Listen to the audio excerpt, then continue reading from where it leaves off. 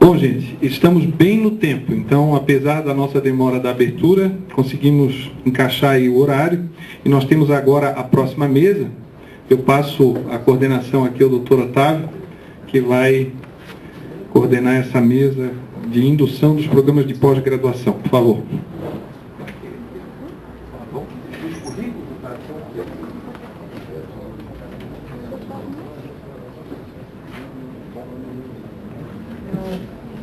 Bom, boa tarde. Nesse caráter relativamente informal e amistoso dessa reunião, eu passo a coordenar a mesa redonda sob indução dos programas de pós-graduação em Educação Física, especialmente no Norte e no Nordeste do país, e convido a comparecer e compor a mesa os palestrantes, o professor doutor Dirceu Costa e o professor doutor Juarez Nascimento.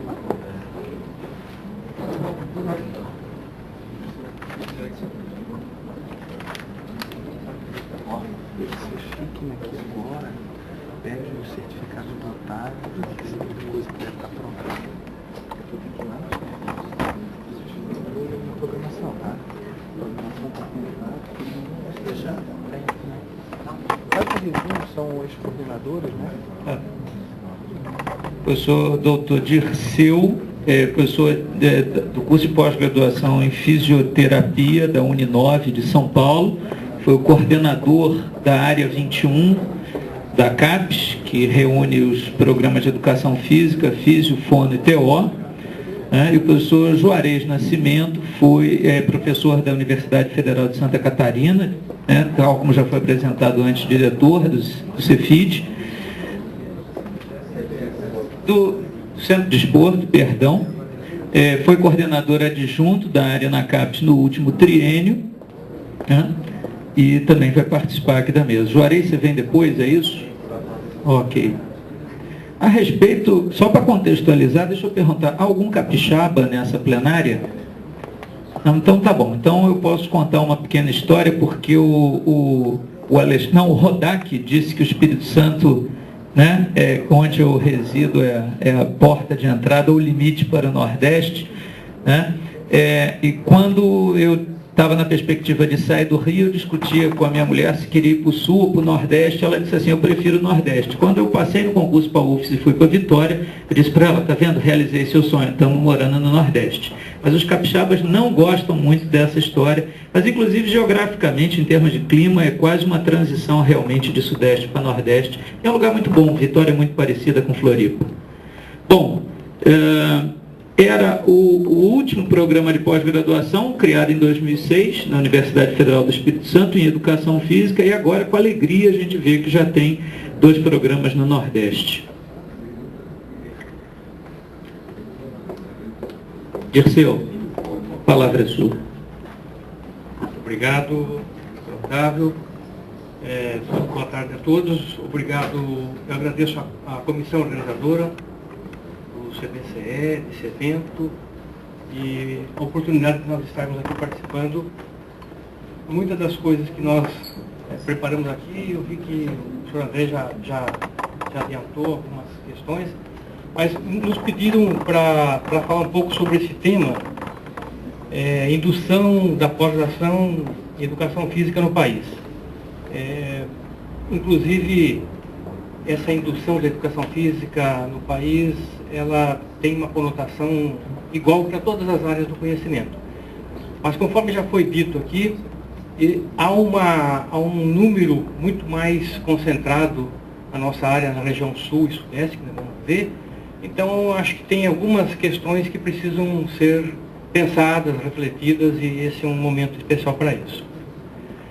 Ok, então, primeira coisa é que esses números atualizados, o senhor André, de uma certa forma, eu vou passar para cá para ficar mais fácil. O senhor André, de uma certa forma, colocou já alguns dados sobre esses números, mas tem algumas atualizações pertinentes às APCNs recentemente aprovadas também. Então, nós temos hoje, na área 21, 60% dos programas da região sudeste, e aqui nós estamos colocando Espírito Santo como sendo na região Nordeste por uma questão não de divisão, mas pelas estratégias políticas que até então foram adotadas, pela questão da proximidade e também pelo fato de desenvolvimento.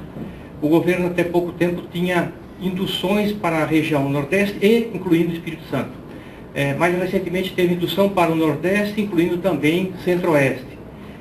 E em função deste tema, eu acho que isso é muito importante ser colocado desta forma. Na região Sul, nós temos 24,5%, na região Nordeste 11%, incluindo o Espírito Santo, portanto são 3 programas, e na região Centro-Oeste 4,5%. Nós não temos na região Norte nenhum programa. Eu acredito que 90% das áreas de avaliação da CAPES não tem. São muito poucas áreas que tem, por uma questão óbvia de população, de densidade, de desenvolvimento, mas é uma preocupação governamental que se tenha programas também na região Norte. Agora, a região Centro-Oeste começou a ter um desenvolvimento acadêmico, científico um pouco mais recente. E é uma região que está sendo bastante visada para o desenvolvimento nesse sentido. Não é que teve um desenvolvimento mais recente. Possivelmente a região Centro-Oeste começou a ter uma indução por essas políticas também de a semelhança do Nordeste, né, que foi um pouco mais intensa, de destinar recursos e estimular condições de desenvolvimento. Bom, a área 21, que é composta então pelas 4 áreas profissionais, tem esse número de programas e que fica melhor expresso aqui no mapa, da seguinte forma. Notem que, por exemplo, quando nós falamos em educação física, nós estamos cobrindo 4 das 5 regiões brasileiras. Quando nós falamos em fisioterapia, que é um pouco mais nova que a educação física, nós falamos de 3, Nordeste, Sudeste e Sul. Quando nós falamos de fonoaudiologia, nós temos apenas 2 regiões, Sudeste e Sul, sendo que no Sudeste 7 programas estão no estado de São Paulo e tem 1 em Santa Maria, no Rio Grande do Sul, dos 8 programas. Então é uma área que ainda não conseguiu desenvolver, por exemplo, pelo menos no Nordeste. E a terapia ocupacional, somente 1 programa em São Paulo, porque foi criado agora, começou a funcionar em 2010. Então essa é a característica que nós temos da distribuição dos programas pelo Brasil afora. Bom, o combate a todo tipo de exclusão social, científica, etc., é uma obrigação, é uma necessidade. É um dever de todos e pode ser um ótimo caminho para o desenvolvimento coletivo de uma nação. Claro que isso daí, com essas ou com outras palavras, de diversas formas, com programas, já foi dito por muita gente.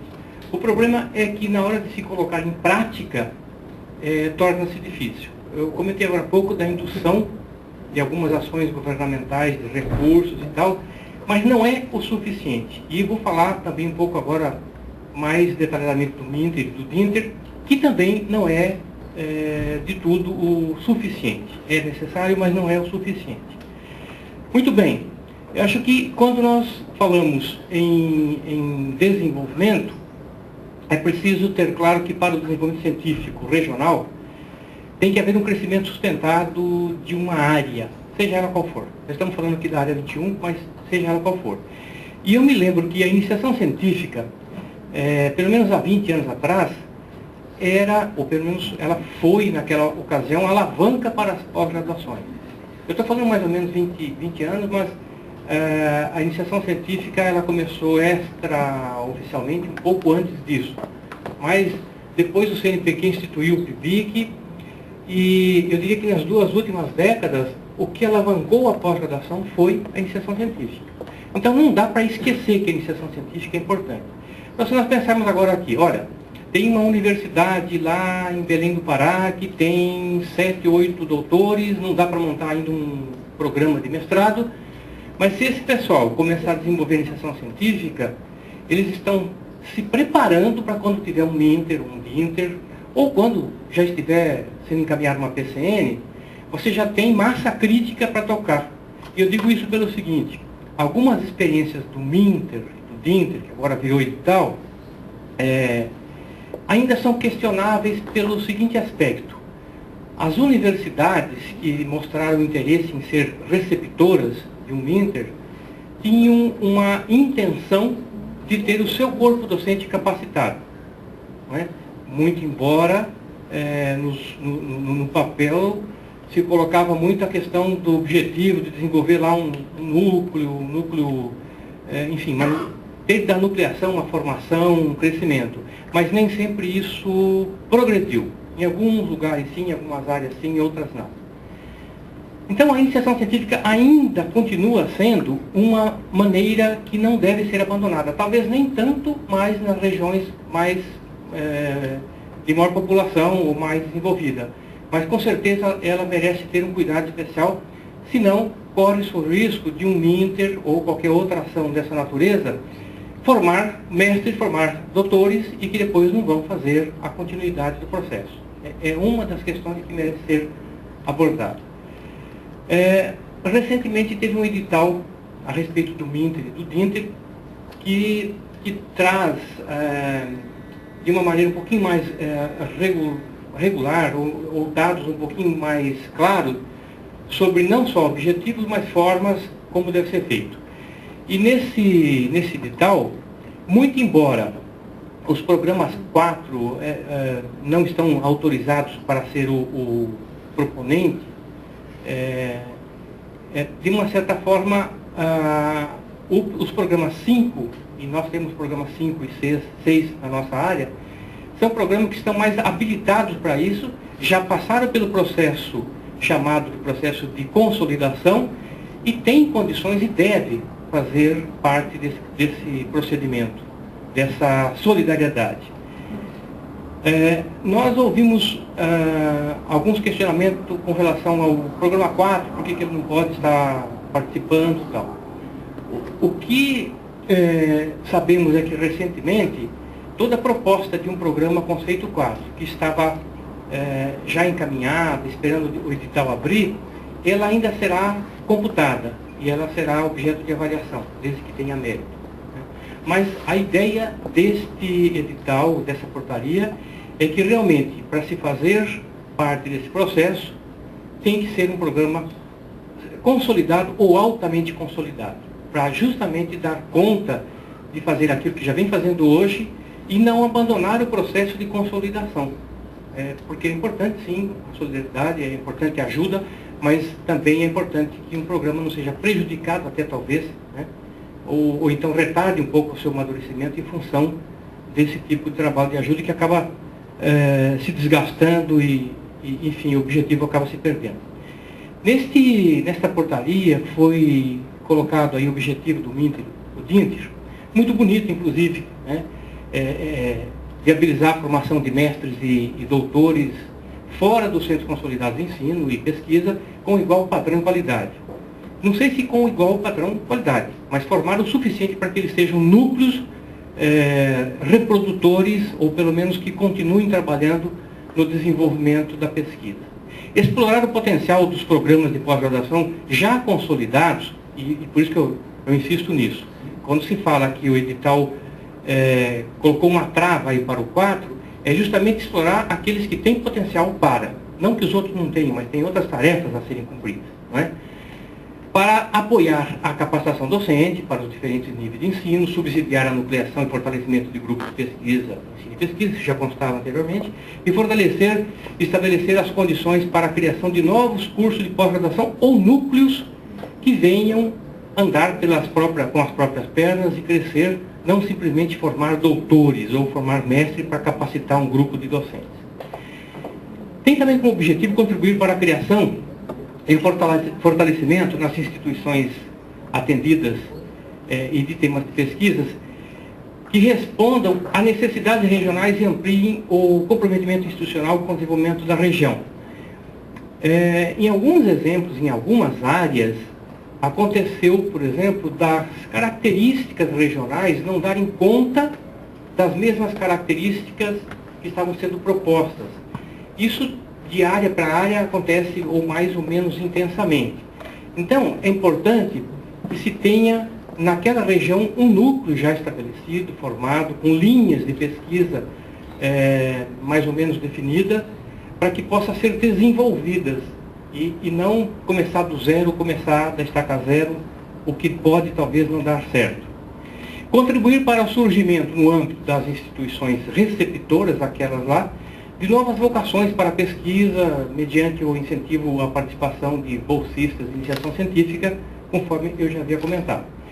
Contribuir para o estabelecimento de parcerias duradouras, nem sempre acontece, entre programas de pós-graduação ou grupos de ensino e pesquisa em estágios diferentes de desenvolvimento, tendo em vista a disseminação da competência nacional em ciência e tecnologia. Muitos MINTER, muito mais do que DINTER, acabaram terminando uma turma, não teve uma avaliação, a CAPES não conseguiu obter uma avaliação palpável, muito embora agora se cobra que seja colocado, tem uma especificidade no coleta CAPES para que possa ser colocado e avaliado com um pouco mais de precisão, mas chegou um período em que isso ficou meio jogado. Ou seja, é um processo todo para se criar, uma análise, um trabalho enorme, e depois a avaliação ficou parada no tempo. Tanto que a CAPES resolveu dar suspendeu por um período, parou, reorganizou uma portaria, um edital, e agora em forma de edital está sendo novamente lançado. Mas o fato de ter acontecido alguns problemas desses em que a avaliação não deu conta, não houve uma avaliação dos programas que até então existiam, possivelmente agora se realinhe com um novo formato para que realmente possamos ter frutos. Ou seja, um MINTER ele não pode simplesmente cumprir um papel primário de formar tal mestre, um DINTER ou doutor, mas sim formar um núcleo que tenha um novo programa de pós-graduação, grupos de pesquisa que continuem trabalhando e pesquisando e ajudando o desenvolvimento da nação. Bom, é necessário uma expansão organizada para o desenvolvimento regional e o crescimento sustentado da área, que não se faz apenas pelo MINTER e pelo DINTER. O Sr. Juarez vai falar em seguida de mais algumas outras ações, nós temos várias, mas ações como essas são oficiais, elas têm algum tipo de subsídio financeiro, são importantes, mas precisa que haja um trabalho constante da nossa área. E principalmente a solidariedade, não aquela solidariedade que eu diria circunstancial. Mas circunstancial porque alguns programas, inclusive, conceito 4, sempre demonstraram interesse em fazer um MINTER, porque tinha alguma pontuação lá no coleta, na avaliação trienal. Isso é importante, olha, vai ter visibilidade e tal. E até algumas situações em que alguns programas, ou alguns segmentos de programa, tinham a intenção de que com o MINTER eu vou ganhar um pouco mais, melhorar meu salário. Isso não pode ser dessa forma, não pode ser tão circunstancial assim.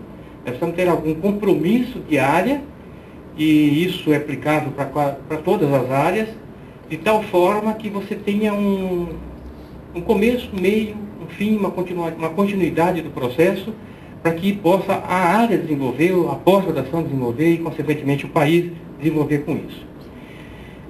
Para isso, é imprescindível que, além de falar da nossa área, das 4 áreas profissionais dentro da nossa área 21, possamos entender um pouco do todo da pós-graduação. Não somos muito diferentes em termos de procedimento, de processo, de amadurecimento das demais. Mas é importante lembrar que, por exemplo, a saúde, a CAPES hoje tem 3.156 programas. Ela tinha no triênio anterior 2.588. Subiu 22% nesse período de 3 anos. A grande área de saúde não foi muito diferente, que também tinha 346, subiu lá para 515, né, 18%. Agora, é importante notar o seguinte, que ao longo aí de pelo menos os últimos 10 anos, a saúde começou a ter uma dimensão bem mais forte do que algumas áreas exatas e as áreas biológicas, que deixaram de crescer tanto, mas a saúde cresceu muito. E ao mesmo tempo que cresceu em número, cresceu também, de uma certa maneira, em qualidade, e tornou-se cada vez mais difícil ou mais complexo você ter novos programas, você ter novas aprovações, ações e assim por diante.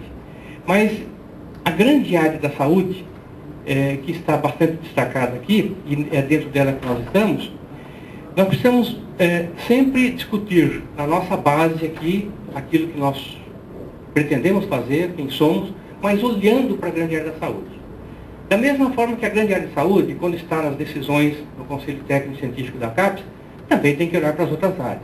Não adianta a gente alegar ignorância sobre o todo. Isso é muito importante, nós temos que estar sempre com um pé aqui e um pé lá. Porque muitas vezes, algumas ações que parecem ser muito importantes para nós, se elas não forem muito bem elaboradas e justificadas, nós não convencemos do todo e ela não é aprovada, ou não tem continuação. A saúde, que tem esse porte, ela hoje tem 8 áreas, e eu coloquei propositalmente aqui aquilo que de fato já está aprovado, falta só aprovar pelo CTC, que é o desmembramento de um pedacinho da Medicina 2 e que vai constituir a nutrição. Lembrando que esse processo é um processo que começou há 7 anos e agora parece que talvez consiga dividir, realmente ter mais uma área dentro. Por que eu digo isso? Porque, da mesma forma que surgiu com a fono, eu não lembro a educação física se teve, mas a fisioterapia não teve. A fono era dentro da medicina 3 e ela não crescia. Quando ela teve um desmembramento, ela começou a crescer. A mesma coisa está agora para acontecer com a área de nutrição. Esse desmembramento, ele faz com que a área tenha uma discussão mais específica da sua área. Como o André acabou de colocar aqui, o Rodak, o que é importante para o nosso Qualis, né? Onde que é importante que nós publiquemos.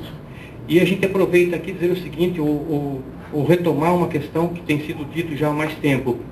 Se nós não repensarmos constantemente nossas áreas de concentração, nossas linhas de pesquisa, vamos continuar publicando fora da área, vamos continuar produzindo fora da área, e o nosso produto final talvez dificulte um pouco o caminhar no sentido de desenvolver a área. É um certo corporativismo?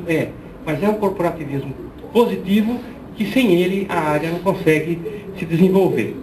Então, nesse quadro aqui, onde nós estamos mostrando a grande área de saúde, a educação física, a área 21, que tinha 35 programas, cresceu 10 programas, portanto ela cresceu 22%. Então ela está no crescimento, no ritmo de todas as áreas da CAPES, pelo menos em média.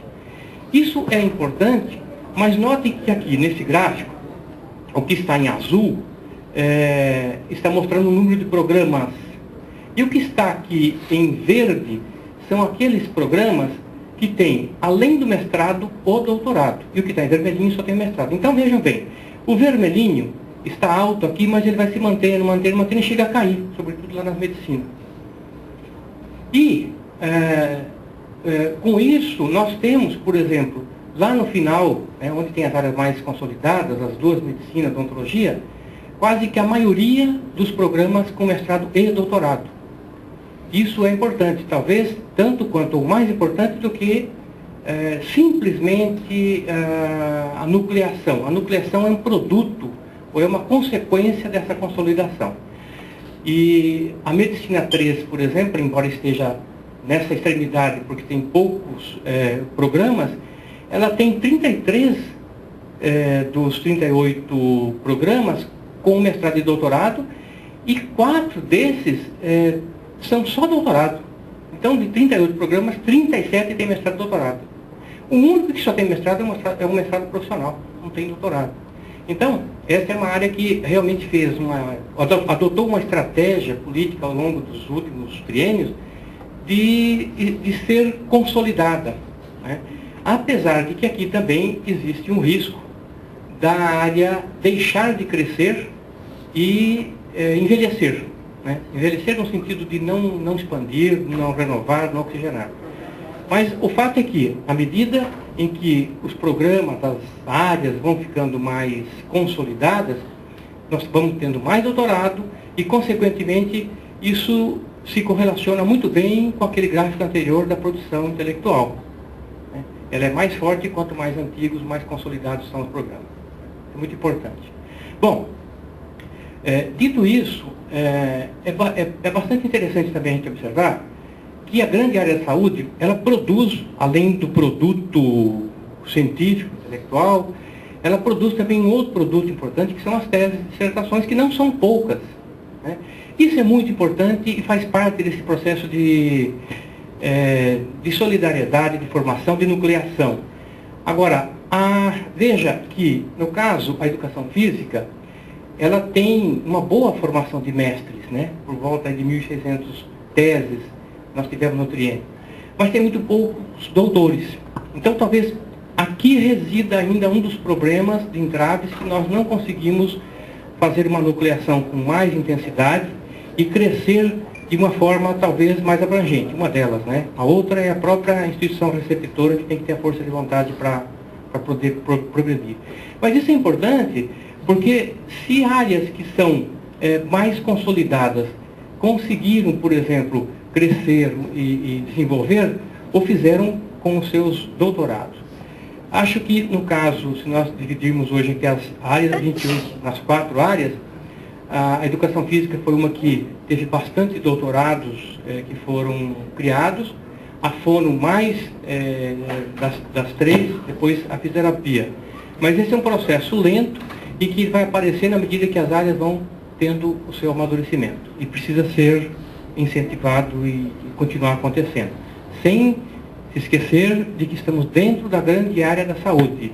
E ninguém vai conseguir aprovação se não tiver qualidade, se não estiver passando por todas as condições de critérios. Bom, então, é preciso refletir como os programas de pós-graduação da área 21 podem contribuir para o desenvolvimento do Brasil. É preciso, claro, não é somente o Minter e o Dinter. Como explorar as oportunidades de divulgação de seus talentos.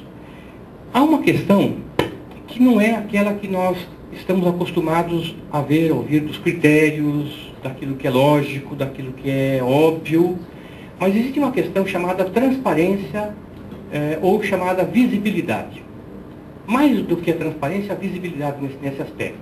A visibilidade, ela dá direito a qualquer área que seja a crescer o quanto ela tiver necessidade de crescer, sem você se ater tanto com a questão dos critérios. Então, por exemplo, em resumo, nós precisamos talvez vender melhor o nosso peixe. Como tudo passa por uma aprovação num conselho superior, que é composto por todos os segmentos, de todas as áreas, é preciso que nós, enquanto área 21, ou ainda nós, enquanto educação física, nós, enquanto fisioterapia, passemos a explorar os momentos que existem no nosso país que diz respeito a alguma coisa que é importante, que é de destaque. Não é preciso dizer que hoje é prioridade do governo o biocombustível. Né? É prioridade. Se tiver um programa lá que não tem 10 doutores, tem até 8, mas é um programa que vai nascer e que vai ter uma proposta de solução, é aprovado. Né? E o governo está bancando, está incentivando. Da mesma forma como outras áreas consideradas como áreas emergentes. A área 21, ela pode ser emergente, ela é importante, ela tem talentos, ela precisa vender um pouco mais o peixe. Como fazer? Eu não tenho varinha de condão, mas eu estou só colocando aqui algumas ideias, porque quando você fala, olha, Copa do Mundo, Olimpíada, primeira coisa que as pessoas falam é educação física. Educação física, e aí, vocês têm lá um conceito CENTE que está lá trabalhando lá? Não é bem assim que acontece na nossa área, nós sabemos, na fisioterapia não é diferente. Olha, o Ronaldo machucou o joelho naquela época, né? E a fisioterapia, tem algum programa conceito 6 lá, 7, que está tratando do joelho do Ronaldo? Por mais que isso possa parecer uma conversa que não tem fundamentação, então, sei lá, uma ilusão, essas coisas acontecem. E as pessoas, as decisões passam por esse processo. Não é muito diferente se nós olharmos hoje para o sistema parlamentar, o parlamentarismo.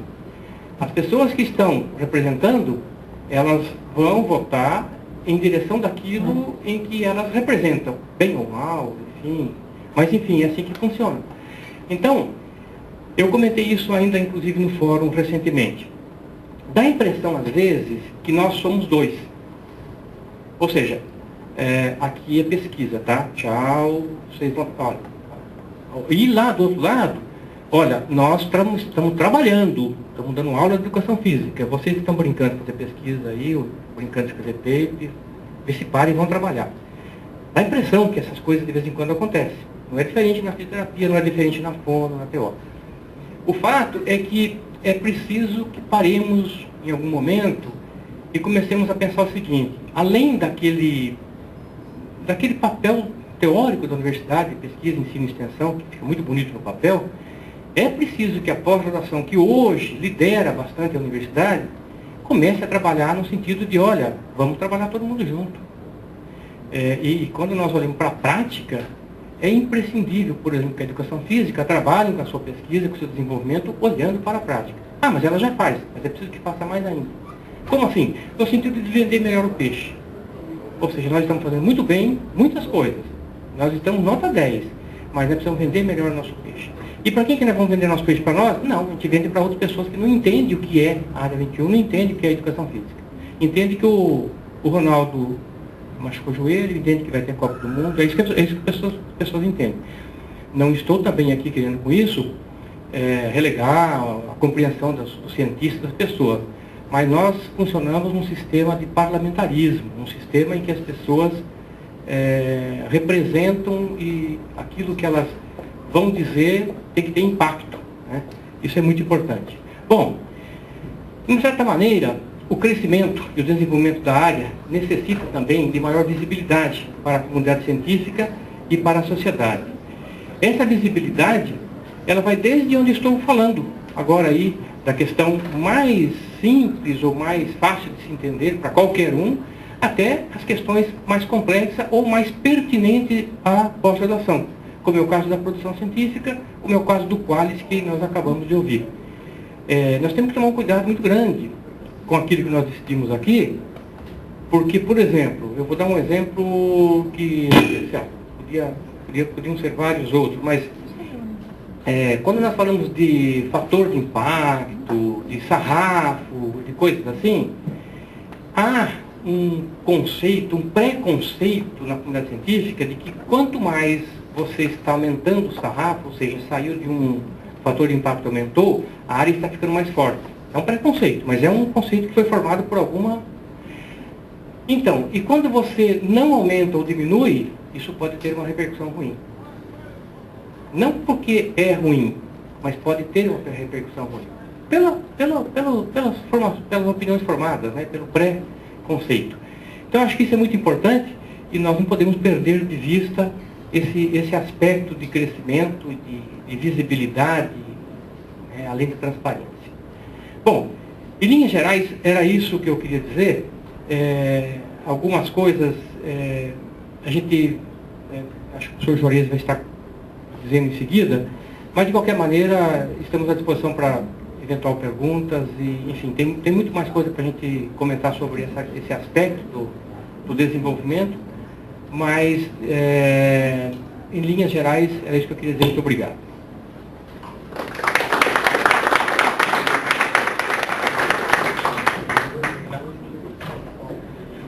Vamos passar a palavra ao professor Juarez, cumprimentando o professor Dirceu pela sua apresentação, inclusive por ter ficado dentro do tempo destinado. E as perguntas a gente abre ao final das duas apresentações, ok?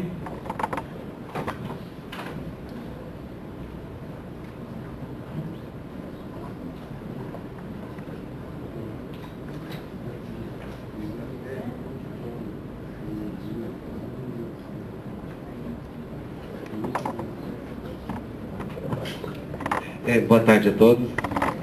Inicialmente, agradecer o convite de estar aqui, informar que eu fui convidado assim, em cima da hora.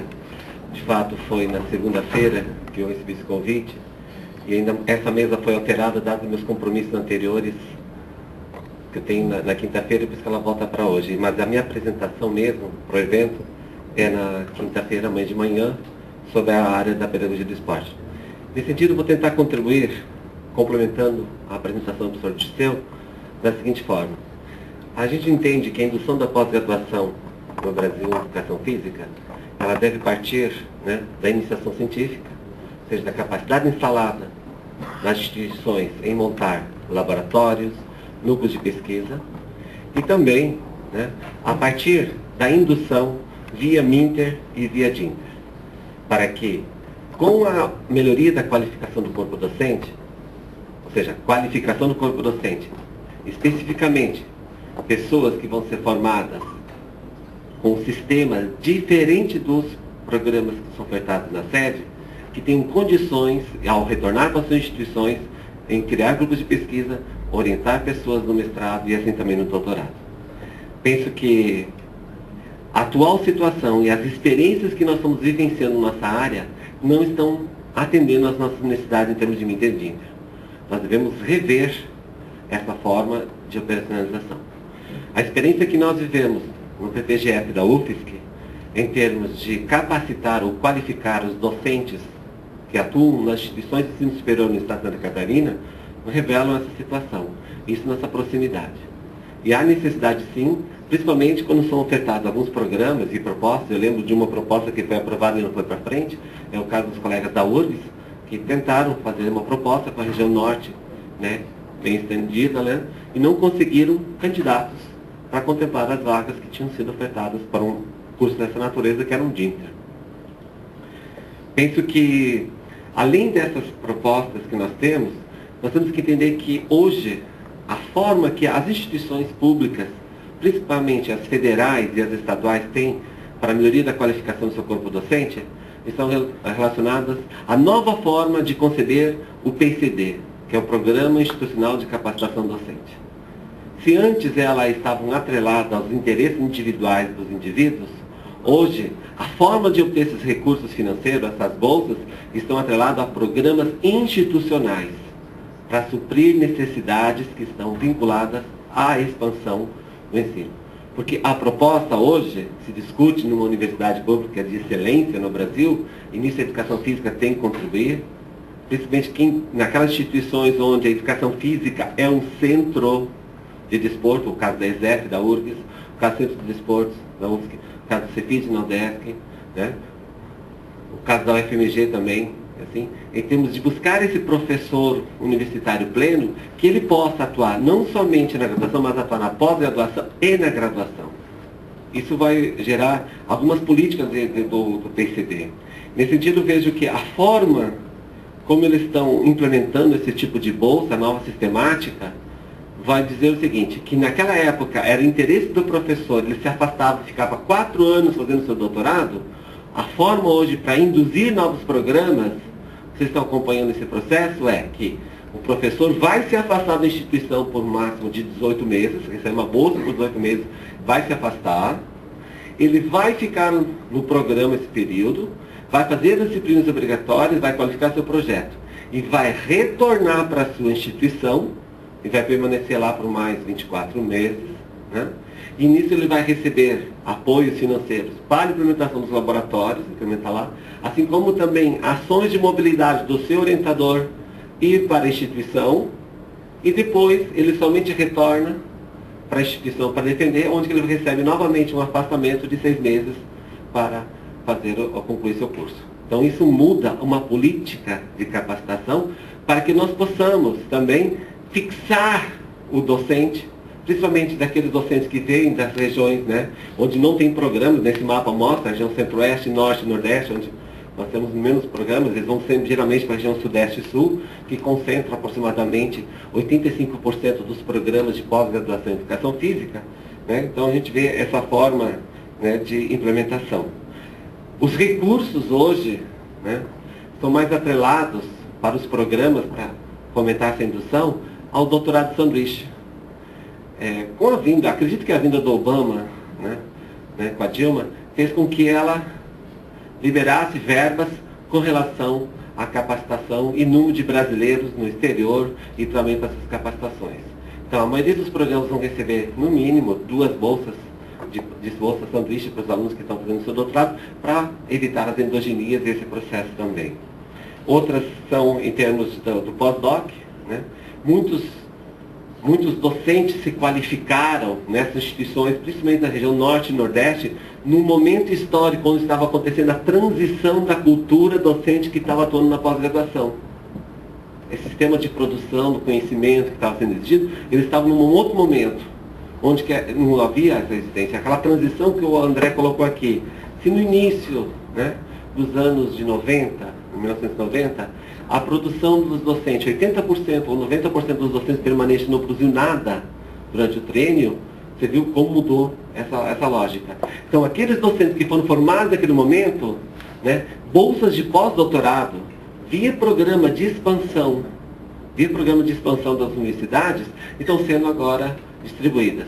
Nós recebemos na UFSC isso, recebemos em várias instituições no Brasil essas bolsas para pós-doutorado. Principalmente para aqueles professores que estão nas instituições, que querem ingressar na pós-graduação, então eles vão buscar essas bolsas de pós-doutorado e assim vão estar retomando, ou seja, se motivando para atuar na capacitação docente de outros profissionais e assim auxiliar nesse fator de multiplicação. Vejo que um dos aspectos que a CAPES tem auxiliado para minimizar essas distorções regionais, e elas acontecem, essas distorções regionais, quando a gente olha esse mapa aqui, é preciso verificar que a maioria dos programas se concentram no litoral e nas capitais. Se eu for colocar aqui os mapas, que é a próxima transparência do Dirceu, aí eu me aproveito delas. Se nós formos analisar esses programas aqui, a maioria deles estão nas capitais. E o programa no governo federal é de interiorização. Então a gente tem que ver bem essa questão. E outro aspecto, se nós formos acompanhar os programas, está atrelado ao que também? Ao índice de qualificação docente. Porque nós vamos ver a densidade de docentes nas regiões de onde elas se concentram. Vão se concentrar principalmente no litoral e naquelas regiões. Então, aquelas regiões que têm maior densidade de docentes doutores, também concentram o maior número de professores de programa. Mas não adianta nós montarmos Minter e Dinter, nós montarmos novos programas de pós-graduação em determinadas regiões, se nós não fomentarmos a mobilidade dos docentes e discentes. E nesse sentido, há necessidade sim de ter mais fomento ou mais ações de cooperação acadêmica. Nesse sentido, eu queria destacar que somente 2 programas da área de educação física desenvolvem ações de PROCAD para fazer essa ação. O caso, o que é um PROCAD? É um programa de cooperação acadêmica onde docentes de um programa, que tem uma consolidação, no mínimo conceito 5, vão realizar ações de cooperação acadêmica juntamente com um programa recém-criado com o conceito 3 ou com o conceito 4. Não é somente em termos de melhoria do conceito do programa, mas para auxiliar na consolidação desses programas. O que acontece, por exemplo, no PPGF da UFSC, que tem 2 PROCADs. Um PROCAD do PPGF da UFSC de Florianópolis com a Universidade de Pernambuco, a Universidade Estadual de Pernambuco, que tem um programa casadinho com a Universidade Federal da Paraíba. Então é um PROCAD para tentar fazer a melhoria da qualidade e consolidação desse programa. Alunos do programa de pós-graduação estão aqui na UFSC, ficam um semestre com a gente, docentes do programa vão fazer também essa mobilidade, também temos docentes, recebendo um docente também deles aqui, assim como também alunos do nosso programa de doutorado vão para essa instituição também trabalhar nos grupos de pesquisa fomentando as atividades. Não só para os alunos mestrados, mas também da iniciação científica. Assim como também professores do programa vão para lá. São ações financiadas, são essas ações. Assim como também temos um outro PROCAD do PPGF, também Solidariedade, que é da UFSC com a região Centro-Oeste, também com outra instituição, que é a Universidade Católica de Brasília, que também tem esse PROCAD. São as regiões são as regiões Centro-Oeste, Nordeste e Norte, que são as regiões que têm esse processo.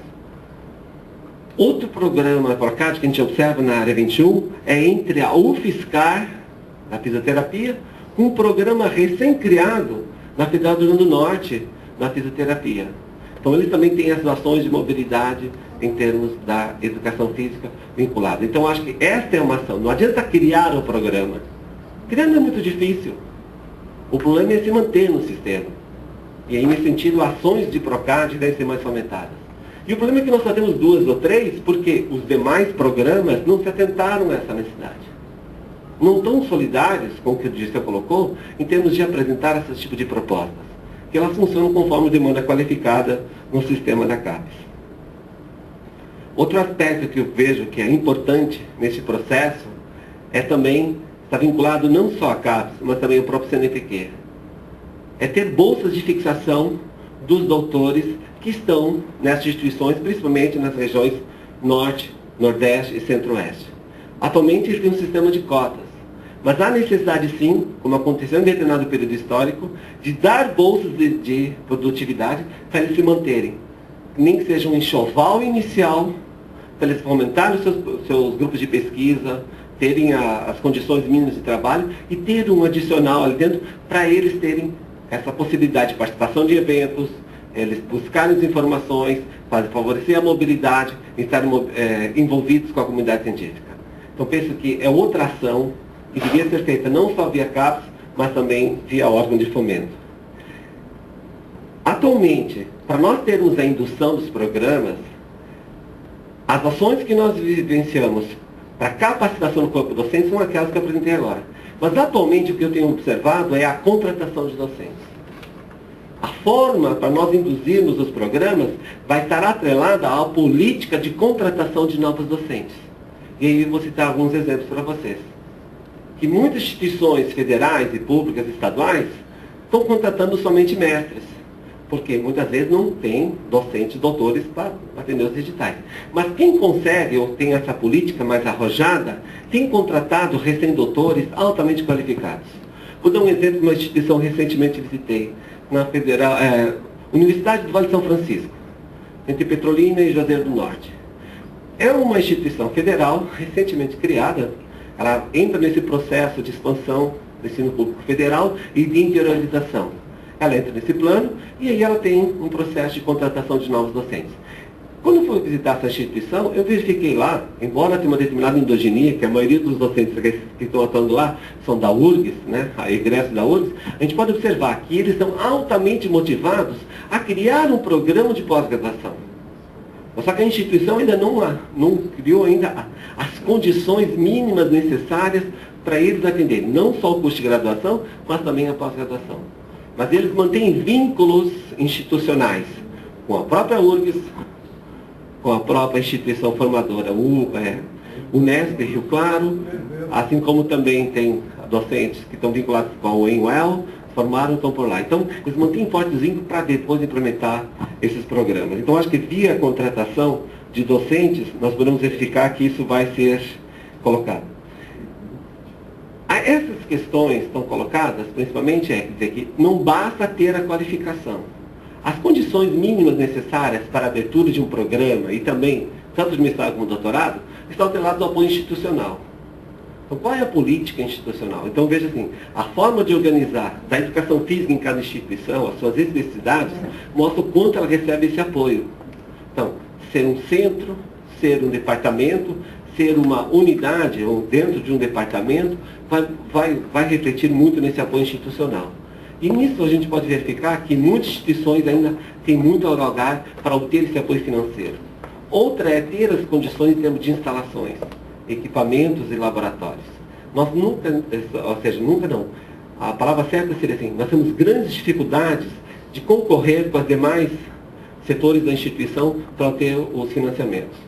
Quando nós entramos nos pró-equipamentos, geralmente, né, quando estamos na área da saúde ou nas outras demais áreas nós estamos colocados, né, sempre nossos equipamentos sempre são alejados. Sempre nós estamos colocados nos equipamentos de médio porte. Quando a gente quer um equipamento de grande porte, sempre nós somos colocados de lado. Então, essa é a grande dificuldade. Sei que o Barella tem atuado, né, lá na CAPES, atuando na avaliação das propostas de pró-equipamentos, ele verifica muito bem como é que são a área da educação física em termos desses pedidos. Vê quanto a nossa demanda é grande, mas nem sempre ela é contemplada pelas próprias instituições, pelos critérios que elas adotam na obtenção desses recursos. Então, uma questão é política interna das instituições de dar apoio, de elas investirem nos programas de educação física. Nesse sentido, a educação física nas instituições tem uma longa jornada de mostrar sua visibilidade, sua importância. Outro aspecto é que as propostas. Frequentemente, as propostas que têm nos chegado com relação a essa indução de propostas, as pessoas não têm acompanhado o estado de discussão. eles não acompanham essa discussão dos fóruns de coordenadores de programas de pós-graduação. E aí apresentam propostas, ou seja, podemos dizer assim, propostas inconcebíveis, seja incoerentes, tanto no nível de abrangência de área de concentração, linha de pesquisa, projeto de pesquisa, em termos de estrutura curricular, em termos de processo formativo. E, com relação ao corpo docente, uma das grandes dificuldades que as professoras têm é manter um corpo docente no mínimo de 10 docentes. 10 docentes com capacidade de orientação, no caso, experiência de orientação de iniciação científica e trabalho de conclusão de curso nos cursos de mestrado, ou capacidade de orientação nos cursos de mestrado para atender um curso de doutorado. Número de docentes mínimos com um vínculo histórico com as áreas, linhas de pesquisa. E nós temos essas dificuldades. Assim como também professores envolvidos na produção com uma determinada regularidade e qualidade da produção científica. Eu vejo que nesse mapa a gente pode, no futuro, visualizar algumas projeções de algumas propostas que têm vindo nos últimos anos de apreciação lá na CAPES, dada a experiência que eu tenho participado de algumas comissões, onde a gente apreciou algumas propostas de APCN. Eu vejo que na região sul, ainda há a possibilidade sim de crescer numa universidade pública federal, é o caso da Federal Santa Maria, retornar no sistema. A longa jornada que eles estão vivendo lá, em termos de reestruturar uma proposta inicial, que já foi rejeitada uma vez, e estão caminhando nesse processo de adequar aquela proposta e atender os critérios que foram estabelecidos pela própria CAPES. Quando nós chegamos na região sul, penso que esta é a única que eu estou visualizando nos próximos anos, dadas as políticas de investimento que são dadas nas demais instituições. Na região sudeste, tenho visualizando duas instituições que estão prementes na região sudeste para a abertura de novos programas. Uma é a Unifesp, com a criação do curso em Santos, com a contratação de pessoas altamente qualificadas lá, juntamente com o pessoal da sede em São Paulo, há a possibilidade sim de criação de um programa ali, de ampliação.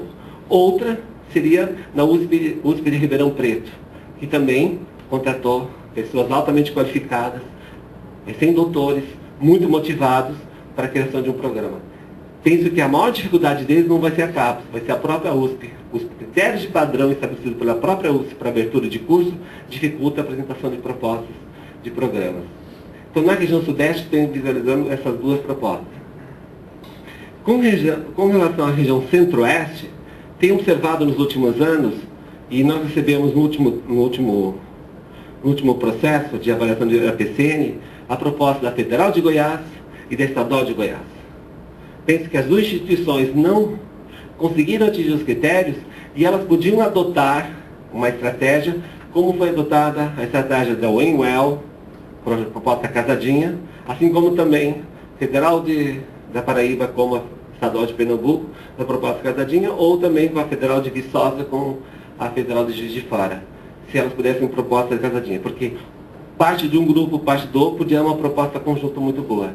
Não sei como é que eles estão trabalhando nessa questão, mas é ali uma área da região centro-oeste. Eu não sei outros investimentos que estão sendo feitos nessa região, mas é uma região muito carente. Eu digo que Brasília não representa a região centro-oeste. É uma ilha lá dentro da região. Então, quem poderá mais representar essa região, penso que Goiás está mais avançado nesse sentido. Penso que a política de contratação de docentes deve auxiliar nesse processo. Alguns ainda estão retornando da capacitação, poderão ser nossa proposta no futuro. Na região Nordeste, nós tínhamos recebido historicamente algumas propostas, primeiro da Bahia, frequentemente tem encaminhado propostas, né, e elas não têm atendido, ou seja, as propostas parece que vem a seguinte situação, recebem o parecer, encaminham novamente no próximo ano. Recebe o parecer e encaminha. Parece que não altera-se muito na proposta para atender os critérios da área. Também há uma grande dificuldade para atender aos critérios que são mais em termos da regularidade e da qualidade da produção científica. Outras instituições da região Nordeste, fora a Univasp, penso que a Federal de Pernambuco é uma instituição que vale a pena investir. Porém, ela fez uma proposta, não retornou mais no sistema com uma proposta, não avançou nesse sentido. E vejo que uma instituição que investiu bastante, que a RG deve apresentar proposta agora nesse ano, no próximo ano, é a Federal de Sergipe, que tem feito algumas ações. Mas isso é para aproveitar potencialidades da própria instituição, seja, docentes que estão se envolvendo historicamente com os projetos da área, nos grupos de pesquisa, principalmente quando eles estão realizando os encontros sempre, que são regionais, aquele congresso nordestino de atividade de saúde, e eles estão se envolvendo com docentes das outras áreas e estão se fortalecendo. Então, penso que a Federal de Sergipe está mais avançada. Na região norte, a grande dificuldade da região norte é aquela transição do corpo docente. Acredito que eu não fiquei nem 20 minutos, né? Tá bom? Apenas para finalizar, a região norte é uma região que nós temos, assim, visualizado, e é aquela região onde que as docentes têm a maior dificuldade de atender os novos critérios, dada a questão em termos das distâncias que acontecem, assim como também, que eu observo lá, é o caso da UFAM, e é os casos da Estadual do Pará e a Federal do Pará. São duas instituições que deveriam ter um processo de qualificação melhor e estar envolvido nessa situação. Penso que nós podemos avançar mais nessa relação, dizer o seguinte, que para induzir os novos programas de pós-graduação, tem que estar atrelado a políticas claras que a instituição vai querer. E também as pessoas que estão nos departamentos. Porque estar atuando na pós-graduação hoje, para algumas pessoas é um fardo. Principalmente é um fardo para aqueles colegas que não estão na pós-graduação. Principalmente o processo de discriminação que acontece e a questão da distribuição das cargas horárias que são excedidas, principalmente que atuam na pós-graduação. Então, para início de conversa, seria isso e a gente estaria pronto para o debate. Obrigado. Obrigado, professor Juarez. Convido o professor Dirceu para voltar à mesa. Eu vou pedir a sua ajuda aqui com o microfone, se for possível.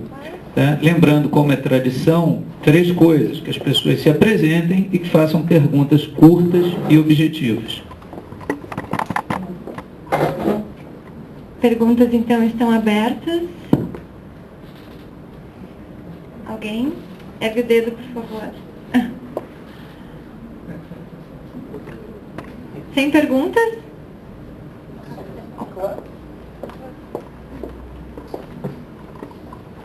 José Barella, Unesp, Unixul. Eu gostaria só de fazer um comentário, né, na fala do professor Dirceu, que eu acho que foi muito importante, muito pontual, né, elencando com algo que eu, na verdade, eu não oi? Daqui, na verdade, eu não assisti, mas depois eu passei a ouvir, né, a questão de vender o peixe. Né. Dois fatos me marcaram muito esses dias, né. Primeiro foi a performance da Malren, né, no salto que ela fez lá no domingo, lá no Campeonato Brasileiro, alguma coisa assim, e depois saiu lá que quem roubou a cena foi um médico, né, quem operou o joelho dela, né, e não falaram nada, por exemplo, no fisioterapeuta. Eu tenho certeza, eu conheço a clínica do Moisés Cohen, né, tenho, né, todo o trabalho de uma equipe. O segundo, no domingo também, foi na Bandeirantes, né, no canal Livre da Bandeirantes. Eu não assisti, mas depois eu ouvi o comentário na Band News, do Miguel Nicoleles, que é talvez o brasileiro mais próximo de estar recebendo o prêmio Nobel, né? Ele está fazendo essa proposta de estar utilizando todos os estudos que ele vem desenvolvendo em termos do controle do sistema nervoso, né, para a locomoção e assim por diante. Ele está agora jogando a mídia, né, muito espertamente, tá? Provavelmente vai estar saindo correndo atrás, para estar fazendo com que o chute da abertura da Copa do Mundo seja dado para um menino que venha estar vestindo a roupa que eles estão desenvolvendo, para que um menino tetraplégico ou paraplégico, me lembro agora, que venha a estar realizando. Tá? Então, né, o neurocientista, trabalhando daqui a pouquinho, está na nossa área que é de comportamento motor, está vendendo e vendendo muito bem o peixe dele. Né? E muitas vezes nós não sabemos, né, fazer essa transição, né? Quando o professor disse muito apropriadamente que nós ficamos no laboratório, né, e parece que aquele outro mundo não nos pertence. E quem está naquele outro mundo, parece que os laboratórios também, né, não pertencem a eles. Né? Então, né, só gostaria de estar acrescentando essa parte. Mais alguém? Não, o Juarez vai complementar depois. Penso que a fala do Barella, ela levanta algumas questões que são importantes nós pensarmos.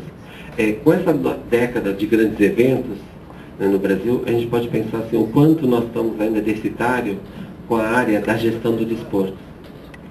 Quanto nós estamos afastados do setor da intervenção do profissional. A política da CAPES, seja da área 21, especificamente da educação física, a abertura e consolidação dos cursos acadêmicos, porque nós temos que consolidar a nossa área no sistema acadêmico. Por outro lado, ao ter essa necessidade premente, parece que a gente está cada vez mais se afastando do setor da intervenção. Então existe uma demanda muito grande para a nossa área de mestrados profissionais ou de cursos mais vinculados a essas áreas de intervenção. O caso específico da gestão do desporto para gerenciar esses eventos, a construção de grandes obras, né, monumentais, que são os estádios e outras questões que estão envolvidas ali dentro, carecem de profissionais dessa área. Assim como também na área da atividade física e saúde, né, para trabalhar no Sistema Único de Saúde, onde que as pessoas vão buscar esse tipo de formação em programas mais multidisciplinares, vinculados ou na saúde coletiva ou na própria enfermagem, com programas de saúde na família. Então pode ver que são grandes demandas que nós temos hoje para nós nos inserirmos. Agora, a nossa massa crítica altamente qualificada é muito pequena, porque as propostas que estão aparecendo de mestrados profissionais estão envolvendo pessoas que só têm a titulação de mestre e que não têm inserção alguma desse tipo de trabalho. E no produto, que é uma produção técnica, não está muito visível. Então, nós temos muito ainda para fazer. A nossa demanda, ou seja, assim, nós crescemos muito em termos de ISE, como o André colocou, tecnicamente, mas em termos de inserção, de visibilidade, ainda nós temos muita coisa para fazer.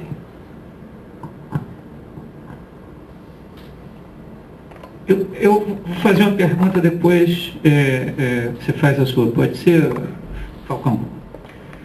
Dirceu, vocês e Juarez mostraram, ou tentaram mostrar fartamente que há uma série de políticas e de estruturas que demandam também proatividade das instituições, né? Para superar aquela história que uma vez, numa reunião, uma colega chamou de discurso choroso, há a necessidade de proatividade, né?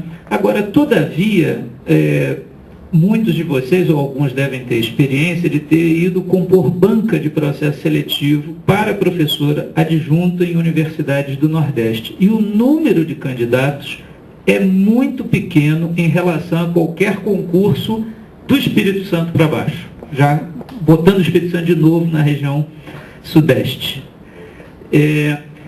Essa é uma dificuldade que independe da proatividade da instituição, né? Um outro fenômeno é o medo das pessoas que fazem um concurso para uma instituição no Nordeste e depois tentam a transferência de volta para o seu local de residência.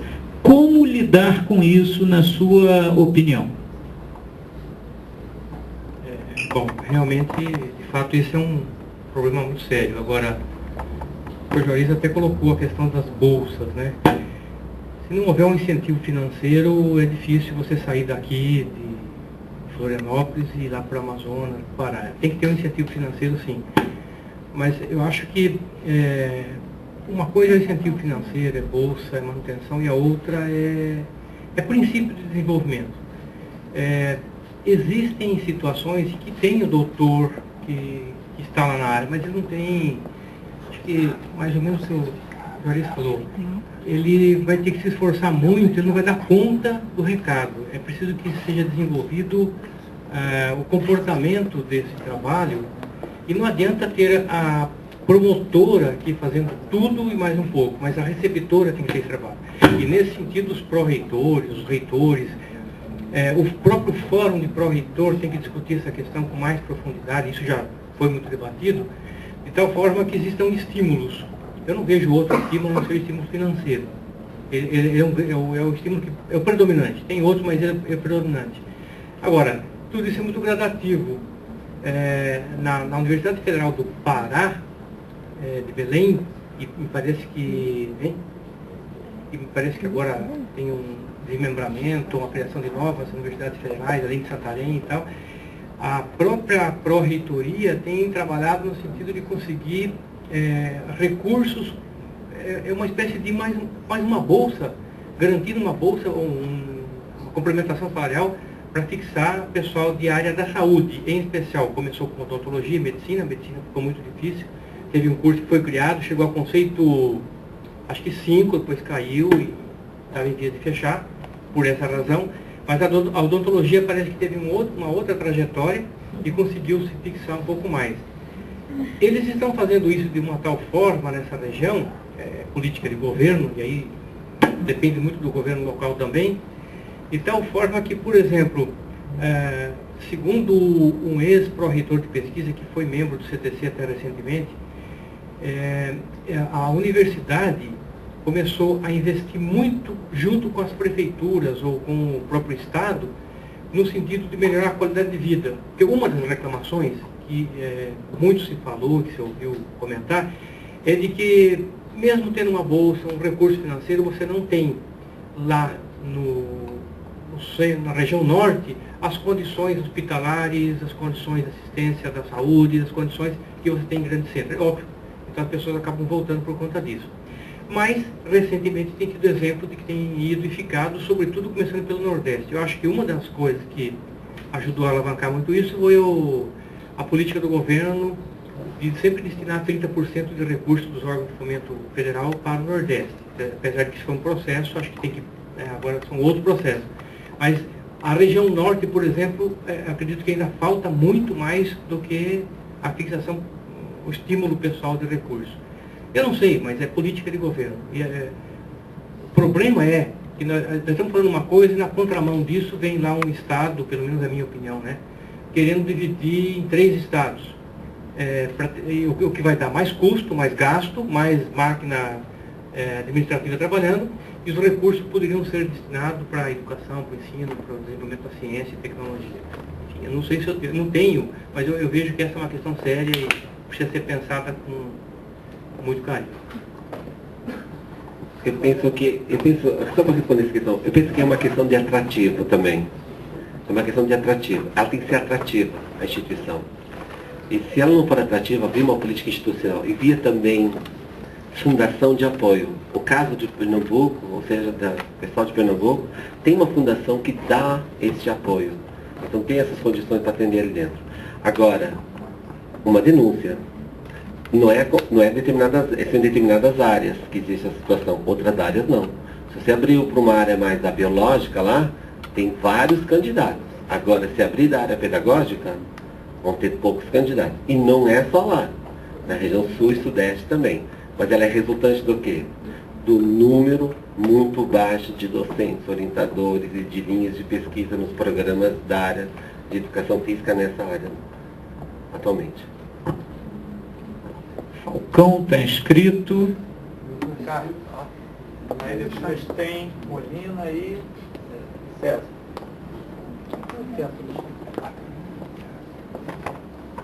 Boa tarde, pessoal, colegas. Eu queria rapidamente fazer uma pergunta para os colegas, Juarez, principalmente, porque eu sou professor lá da UFG atualmente, né? Trabalhei durante muitos anos aqui na UFSC. E há 2 anos atrás eu fui para o Centro-Oeste e estou acompanhando de perto o que é o fardo de contribuir para a implementação de um programa de pós-graduação em Educação Física no Centro-Oeste do Brasil, no Nordeste, também que eu tive experiências lá, que são considerados ainda bolsões de miséria no Brasil. Eu queria fazer uma pergunta que tem a ver com a questão da produtividade do professor.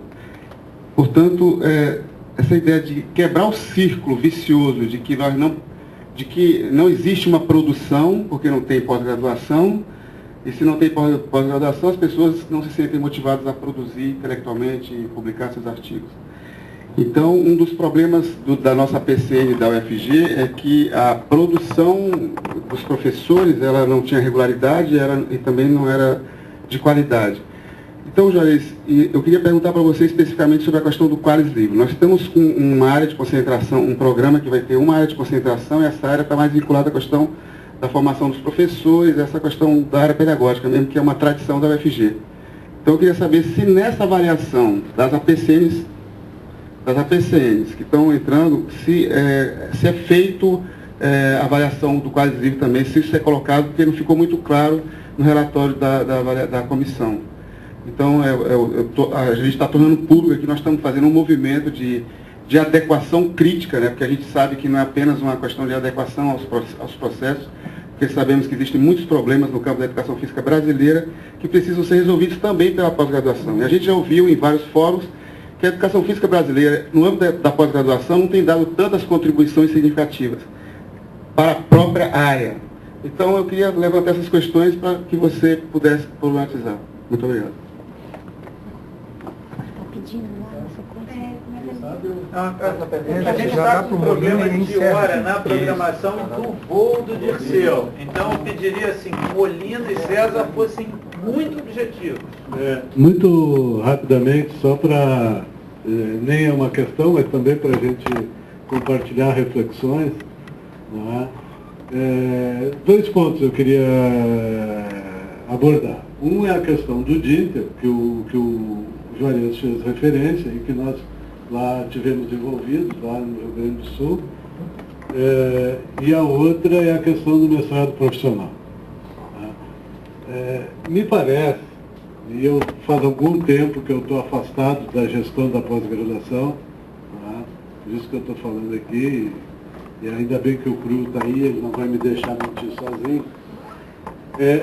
A questão é a seguinte: nós fizemos uma proposta de DINTER, como tu sabes, não é? E o que aconteceu?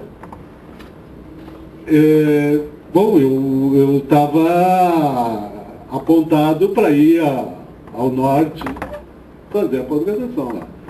E também estava todo o modelo afinado, só que o que aconteceu? Quando nós nos deparamos com a seleção,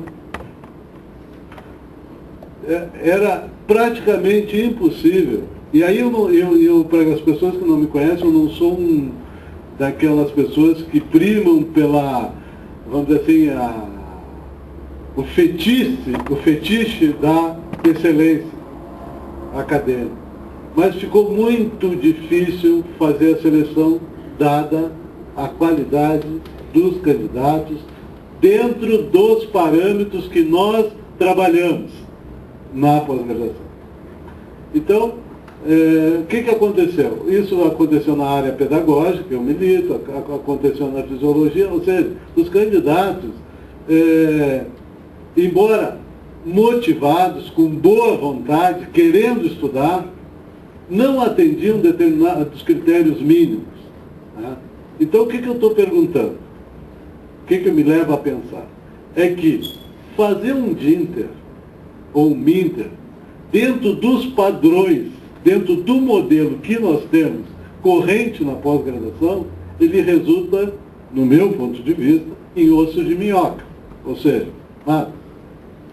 Né? Então, no meu ponto de vista, haveria necessidade de se estabelecer um outro modelo de organização de um programa que não nos moldes do padrão atual. Para exatamente, aí sim, ter uma ação indutora de formação de mestres e doutores. Esse é o primeiro ponto. O segundo ponto, no campo das ações indutoras, estaria na questão dos mestrados profissionais. Né? Que também me parece que se nós perseguirmos, ou tivermos como ponto de partida um mestrado, o modelo de mestrado tal qual nós temos hoje, né, o modelão esse que todos os programas praticam, nós também vamos chegar em osso de minhoca. Por quê? Porque se nós formos fazermos mestrado profissional em áreas duras, como se faz, que necessitam equipamentos, que necessitam professores altamente especializados em não só na área de conhecimento, mas também nas suas aplicações tecnológicas, talvez o tempo e o modelo não favoreçam. Agora, no momento em que tu consegue que esses programas já existem, eles consigam vincular mestrado profissional com a incorporação de doutores, não os doutores sêniores, Juarez e outros, mas aqueles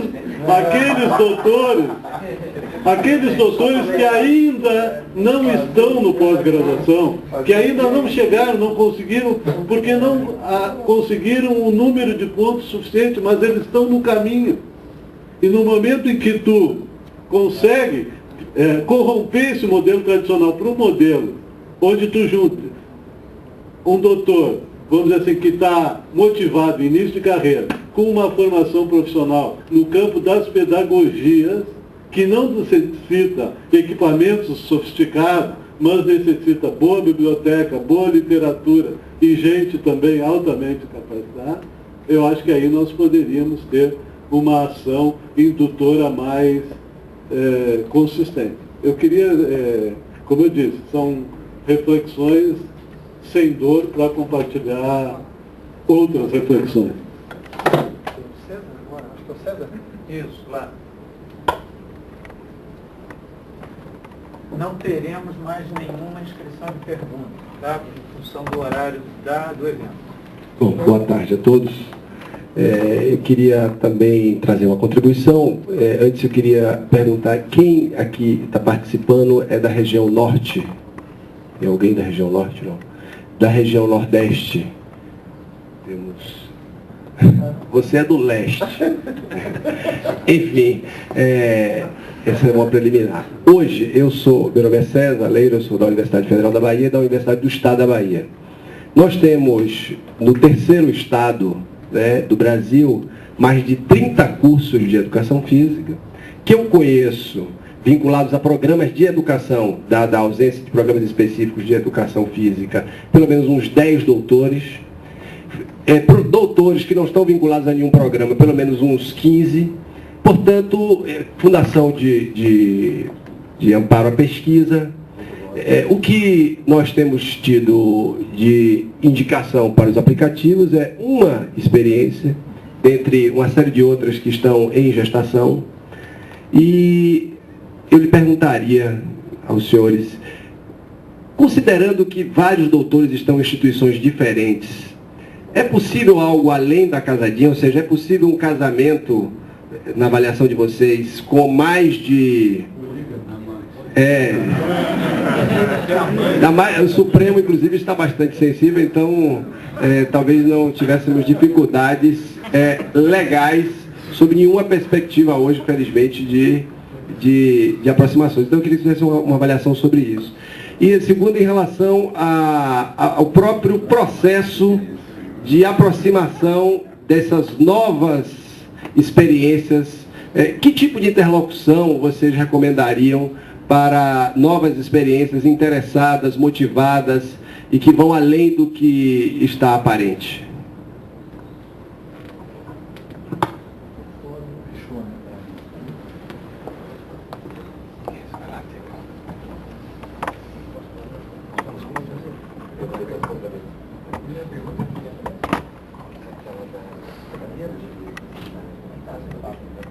Eu vou começar. Nós estamos decidindo aqui quem fala o quê. A Molina fez duas questões, uma delas sobre o mestrado profissional.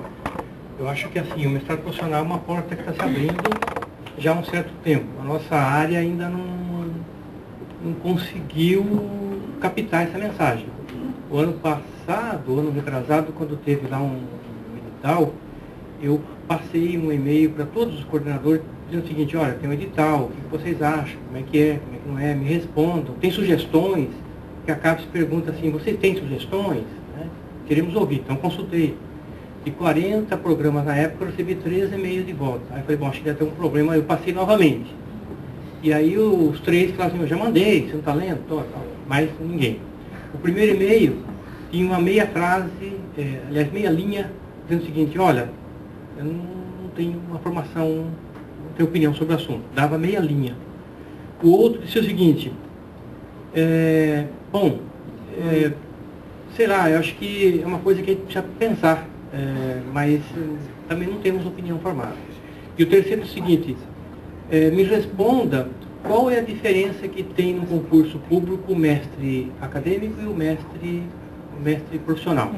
Ou seja, a gente racha aqui para ter um critério duro para ter um mestrado acadêmico, o outro faz um que não é tão difícil e depois os dois vão para o concurso público. Eu falei, puxa vida, eu preciso dar uma resposta. Mas eu fui perguntar na CAPES. É claro que numa conversa, num fórum, eu levantei essa questão. E a CAPES disse o seguinte: olha, quem estabelece os critérios de um concurso é o concurso, é o edital do concurso. Não adianta você querer amarrar uma coisa por imaginar outra, enfim. Então, e aí eu dei essa resposta.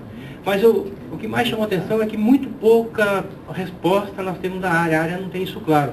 E a CAPES está dando maior incentivo. Então, por exemplo, existem situações diferentes para cada uma das 4 profissões que estão envolvidas na área 21. No caso da fisioterapia, eu acho que a educação física passou já por essa fase.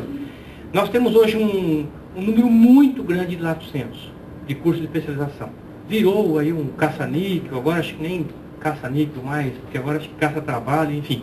O problema é o seguinte, as pessoas passaram por isso e falaram, uma especialização é suficiente para atender o sujeito no mercado de trabalho, que esse é o objetivo do mercado profissional, né? Melhorar ou colocar ciência e nível no mercado de trabalho. Né? Bom, mas por diversas vezes eu conversei com algumas pessoas que têm aquelas especializações que são constantes, né? Como por exemplo uma que tem no Instituto do Coração em São Paulo, que já vem vindo de mais de 15 anos, me parece, e que pega gente do Brasil todo, inclusive faz uma seleção para 10, aparece 200. E porque é o seguinte, vocês têm uma porção de doutores aqui dentro, vocês têm pesquisa, tem publicação, tem produtos, por que não fazem disso um mestrado profissional? Bom, primeiro, porque os nossos alunos ficam aqui 3.000 horas no mínimo trabalhando. O mestrado profissional não vai exigir isso. E aí ele vai ser um sujeito, vai sair ele vai ser formado bem pior do que o nosso especialista hoje. Por que nós queremos mestrado profissional? Bom, aí a gente fica naquele debate, não, mas tem isso, tem aquilo, tá, não andou.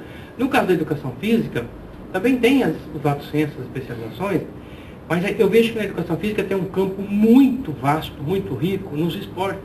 Por exemplo, um técnico de futebol não tinha que ser um mestre, né? Não tinha que ter um técnico, um juiz, um árbitro. Eu falei futebol, mas estende isso, o futebol é porque o profissional mais forte tem. Mas se você estender para toda a área esportiva, e não é só esportiva, vamos aí falar do lazer, enfim, todas as áreas, tem campo muito grande, tem demanda muito grande. O que falta é nós novamente, né, identificarmos qual é o produto desse mestrado profissional. Porque o produto do mestrado acadêmico é a produção científica, a formação de mestre doutor, está claro. Tá? Agora, o produto do mestrado profissional é diferente. Para algumas áreas é software, para outras é patente, para nós talvez seja um programa de treinamento físico. Ah, mas nós já fazemos isso, mas podemos fazer aquilo também. Não é? Até porque, professor, você falou uma coisa importante. Tem alguns professores, não é porque são mais velhos, tem notório saber na nossa área, que nós estamos deixando do lado. Né? São pessoas que precisam ser muito melhor aproveitadas, juntamente com novos que estão surgindo, e um ajudando o outro. Então, eu vejo que nós perdemos um pouco da continuidade, e por isso que eu disse, tem momentos em que nós parecemos ser dois. Né? Uma coisa lá é separado, tal, é prática, e a outra é pesquisa. Não pode ser assim. Esse é o espírito que tem que ser desenvolvido na área para, talvez, começar a encaminhar essas questões. Aqui na área, aí fazer propostas bem feitas, baseadas aí nas normas que existem, e brigar para conseguir aprovar. Outra coisa, o mestrado profissional não precisa ter a perenidade, precisa ter o tempo de vida de um mestrado acadêmico. Ele pode existir, formar 2, 3, 4, 5 turmas e pode parar, não tem problema algum. E aí você pode criar um outro, e assim por diante. E um programa como o seu, que já tem mestrado e doutorado, e é conceito 5, e é consolidado, melhor ainda, porque não corre naquele risco que há um tempo atrás as pessoas diziam o seguinte, olha, na universidade pública você não pode ganhar dinheiro com mestrado, então você monta um profissionalizante aí para poder... Uma espécie de um pré-minter, com os colegas pesquisadores do CBSEC,